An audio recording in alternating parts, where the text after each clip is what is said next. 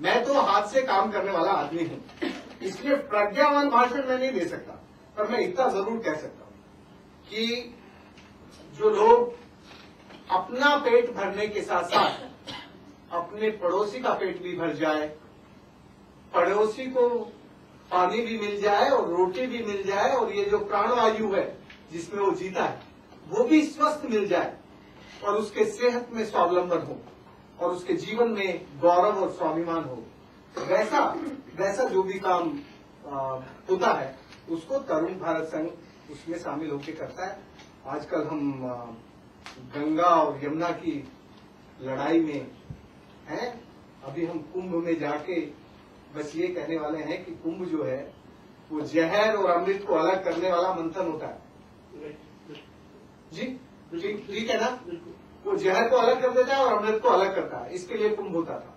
अभी जो कुंभ होता है वो जहर और अमृत को एक साथ मिलाता है। जितने भी करोड़ों लोग वहां इकट्ठे होते हैं उनका मल भी और मूत्र भी सब गंगा में मिल जाता है। गंगा में बहता गंगा अमृत है, और उस गंगा अमृत में जाके वहां सब इकट्ठे होके अपना मल और मूत्र उसी में डाल के आते हैं गंगा मां में। तो भाई ये जो कुंभ वाले लोग हैं, ये सिर्फ स्नान नहीं है।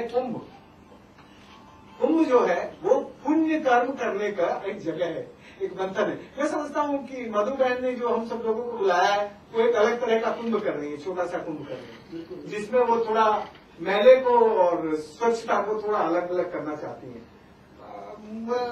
मुझे लगता है कि ये जो मैला और ये भी बताओ राजेंद्र, पहले क्या आपने बताया था कि गंगा में जो जाते थे कुंभ में, क्या रूल्स रेगुलेशंस?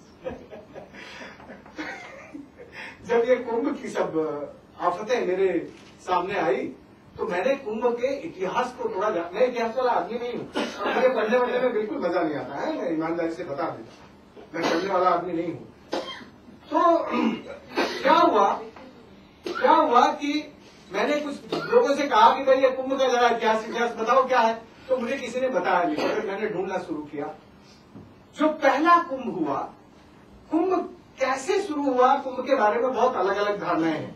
कोई कहता है कि जब गंगा और अमृत राक्षसों ने और देवताओं ने मंथन करके अलग किया तो कहीं से अमृत पड़ गया तो वहां कुंभ होता है वगैरह। ऐसा नहीं होता है यार, कुंभ इतने कहीं अमृत दिखता भी नहीं है, कहाँ एक बूंद पड़ी होगी। कुंभ हुआ कैसे? पहले ये जो पानी था ये सारा हिमालय की पहाड़ियों में अटका हुआ था, और इस गंगा के जहां ये गंगा बहती है इसके दोनों तरफ 60,000 लोगों की आबादी थी, और वो अकाल के कारण भूखों प्यासे मरने लगे और बहुत सारे लोग मर गए। फिर समुद्र के किनारे तक चले गए, वो वहां गंगा सागर के पास कपिल मुनि के आसपास कोई कपिल मुनि की जगह है वहां, तो वहां भी वो पानी खारा था, क्योंकि वहां पानी था तो वहां कुछ हो नहीं सका, वो भूखे भूखे मर गए। तो उनमें से एक नौजवान आदमी था भगीरथ नाम का, उसने वो पानी वानी ढूंढा, और पानी ढूंढ के उसने कहा यार ये पानी तो थोड़ा सा नाला बना के नीचे लाया जा सकता है, फिर पानी अपने आप रास्ता कर लेगा। तो भगीरथ ने कुछ लोगों को जोड़ जाड़ के वो एक पहाड़ को काट के, वो जो छोटी सी दरिया की तरह उसको काट के नीचे ले आया, तो गंगा नीचे आ गई। गंगा जैसे ही नीचे आई तो जो लोग वहां थोड़े बहुत बचे थे उन लोगों ने उसमें हल चला के खेती करना शुरू किया, और खेती शुरू होने के साथ लड़ाई शुरू हो गई। तो जैसी लड़ाई शुरू हुई तो किसानों ने कहा कि भाई ये लड़ाई का समाधान नहीं होगा, तो उन्होंने कहा चलो बाबा के पास चलते हैं। एक बाबा बैठा है ऊपर। आप जानते हैं नदियों की जहां भी शुरुआत होती है उनका संरक्षण करने का काम, उनकी पवित्रता की रक्षा करने का काम हिंदू समाज में संतों को दिया गया था। और संत चूंकि पक्षपात नहीं करते थे, तो जब राजा और प्रजा लालच में सब गलत काम करने लगे तो उन गलत कामों को रोकने की जिम्मेदारी संतों की थी। और संत लोगों को नदी की शुरुआत जहां होती है वहां उनकी कुटी बना देते थे, और संत गंगा में गंदगी ना हो इसको रोकते थे। तो ये लोग दोनों तरफ के किसान उसके पास गए, बाबाओं के पास।